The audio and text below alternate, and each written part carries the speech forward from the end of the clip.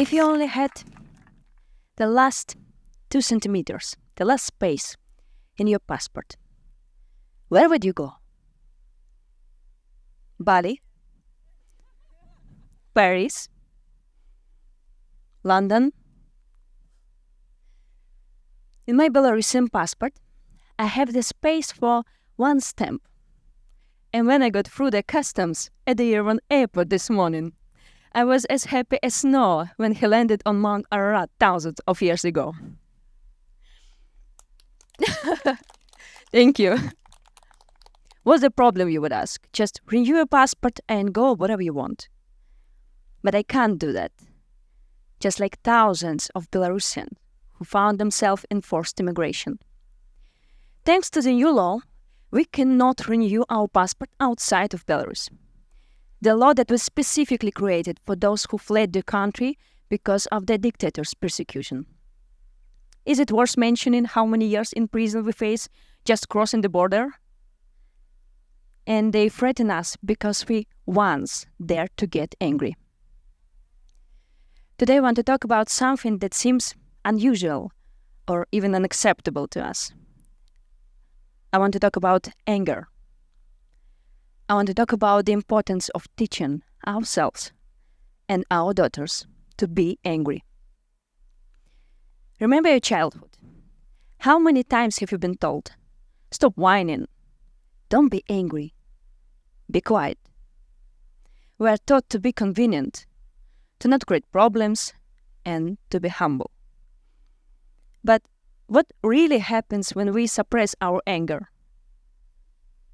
We'll lose the strength to defend ourselves and our boundaries, power to say no, you can't treat me like this. From no, you can't tell me what to wear, to no, you can steal the votes of millions of people in my country. I grew up in Belarus, a country where the word anger has a special meaning. My anger, no, our anger story, began on August 9th in 2020, when people were brutally beaten in the streets of Minsk because they claimed the right to vote. I got angry, and it became my strength.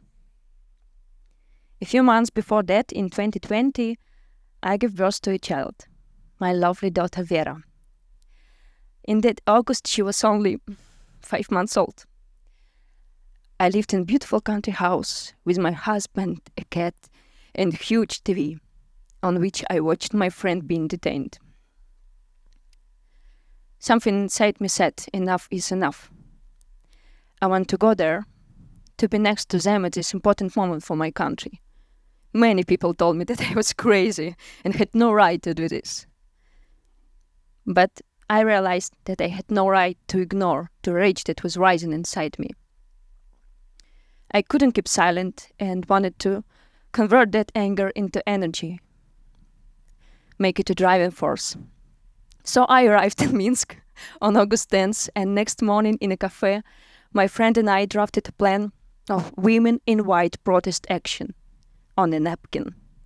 You could have seen it in the news all over the world on August 12th. We stood barefoot in the streets of Minsk, holding hands and singing lullabies. It was our way of resisting violence through anger turned into peaceful protest. You should have seen the faces of the riot police, barefoot girls in white dresses, armed only with roses, confront fully armed soldiers with guns.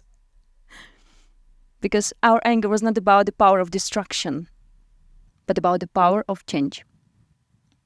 And guess what? It worked. This protest became a search of women political activism in Belarus, awakening a force that had been sleeping for a long time. As a popular TikTok goes, angry men in politics go to therapy. Angry women in therapy go into politics.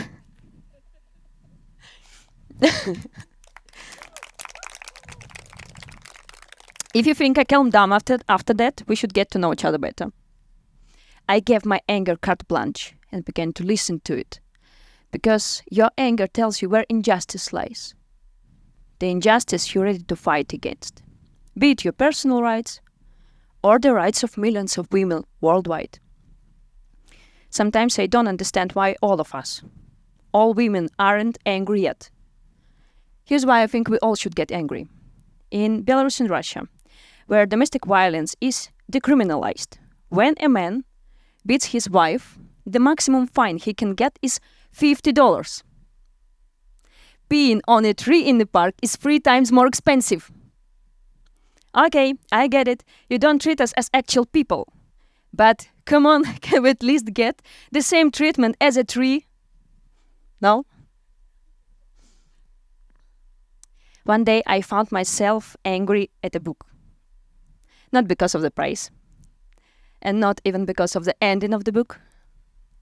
You know, in our childhood there was this pink encyclopedia for young princesses. You know, that's my goal. Few years ago, I discovered that it was still for sale, 20 years later. It had 100 tips on how to please your mom, your dad, a boy, the boy's mom and dad, but not yourself. Not a word about your boundaries, rights, or value. Just recipes, horoscopes, and etiquette advice. This book taught girls to be obedient, invisible, convenient. But I wasn't like that. And that made me feel abnormal. So I grew up into a woman, obviously not thanks to that encyclopedia, got angry and rewrote that book. 2 years ago we published the Modern Encyclopedia for Girls, the book full of information that could have protected us when we were teenagers, about sexual education, menstruation, career, rights, and politics. There are no taboo topics for us, and we are not affected by censorship. The book was sold more than 10,000 copies in Belarus, Russia, Georgia, and around the world. All proceeds from the book are donated to the Насилию.нет, foundation fighting domestic and sexual violence, because it's hard to talk about other rights until we have basic safety. Thank you. What makes me angry now? I realized that I promote the gender equality movement and most likely I will not live to see its results. In 2022, there were 230 years left to achieve gender equality in the world. Not the most optimistic figure, yeah? On March 8th, in 2023, UN Secretary General Antonio Guterres announced that, unfortunately, we now have 300 years left until equality. In just 1 year, we lost 70 years of progress in women's rights. The opinions of sociologists, anthropologists, historians, and economists are unanimous and pessimistic. By not taking the issue of gender inequality seriously, we are not making enough efforts to solve these problems. So yes, I am essentially dedicating my life to this movement, and most likely I will not live to see its results. But if I give up on my ideas, then I will definitely see the results of the absence of my actions right now. Guess what I did? That's right, I got really angry. I started consulting men and companies that gender inequality isn't just a social issue, it's a loss of profit. And surprise, surprise, they finally listened and began supporting women at work. Yes, it's frustrating that men hold all the power. But what if I turn these powerful men into allies?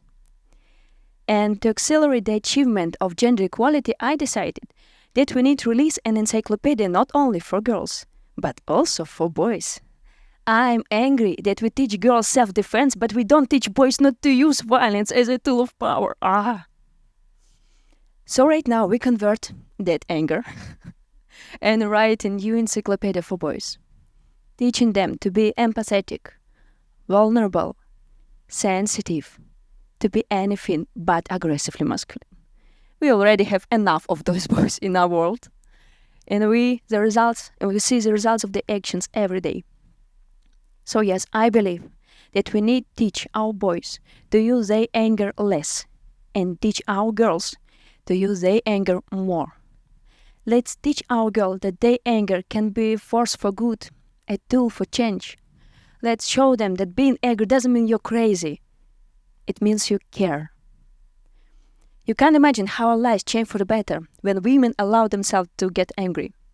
For example, when Lillian Gilbert became angry with inconvenient trash cans, she created world's first pedal-operated bin. Brilliant.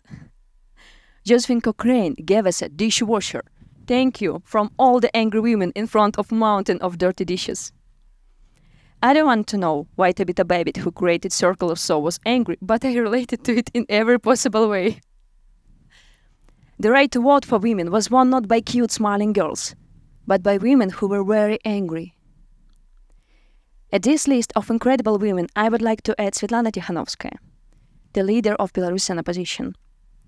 She got angry in 2020 and stays angry today, which fuels her hard work.